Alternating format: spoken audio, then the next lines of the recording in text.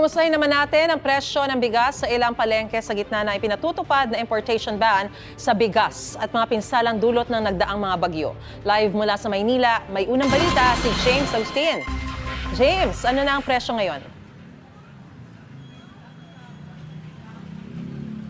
Maris, kung ngayong Disyembre wala pa namang pagtaas sa presyo ng bigas sa mga pamilihan at ramdam ng mga mamimili yung stable na presyo ng bigas. Sabi ng DA, hindi lang daw presyo, maging supply ng bigas ay stable sa mga pamilihan base sa kanilang monitoring.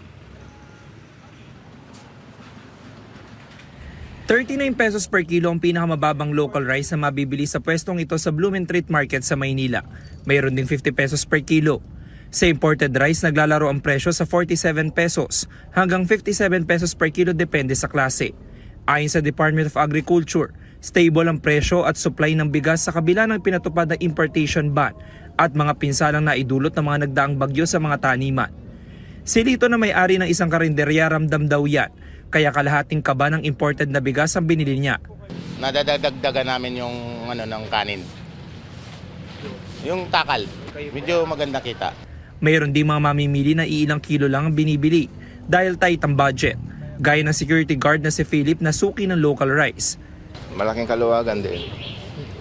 Kasi yung pwede mo na magamit sa ibang bili. 3 beses kada linggo rin bumibili ng bigas ang junk shop helper na si Antonio. Nakaalog ng konti kasi badit-badit lang.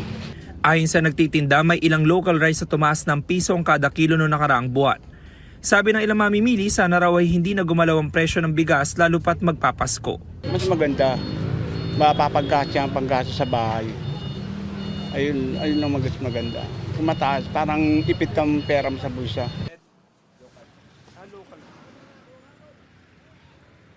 Samantala, Maris, sabi ng DA, mag-i-import ulit ang Pilipinas ng bigas pagpasok ng Enero. Kung gaano po karami, depende doon sa supply hanggang sa susunod na anihan sa buwan ng Marso at Abril. Yan ang unang balita mula rito sa Maynila. Ako po si James Agustin para sa GMA Integrated News. Igan, mauna ka sa mga balita, mag-subscribe na sa GMA Integrated News sa YouTube para sa iba't ibang ulat sa ating bansa.